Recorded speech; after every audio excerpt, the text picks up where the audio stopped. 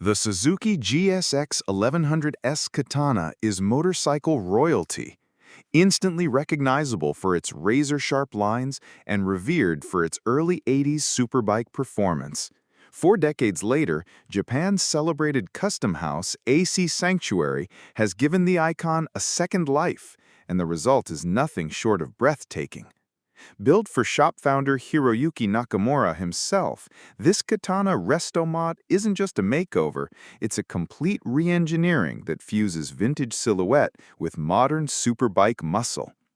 The project began with a bare frame teardown.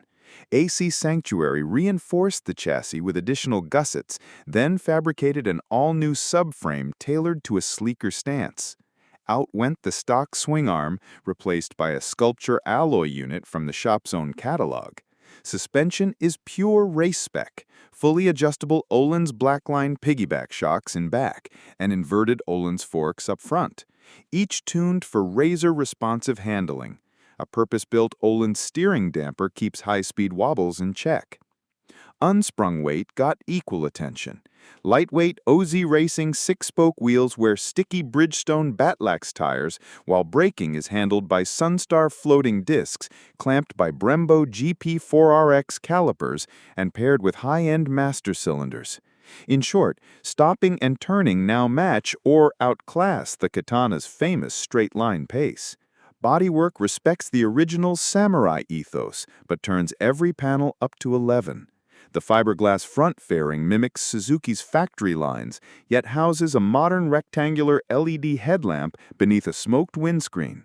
Compact billet-mounted indicators and carbon fiber fenders testify to the weight-saving obsession.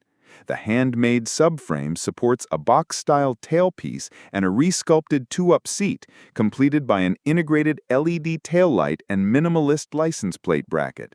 The factory fuel tank stays because some legends need no change, but custom side covers maintain visual coherence.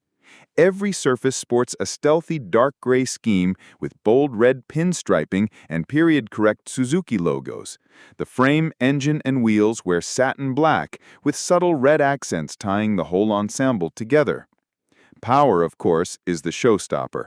AC Sanctuary's engine lab stretched the original 1074cc inline-4 to 1135 cc's.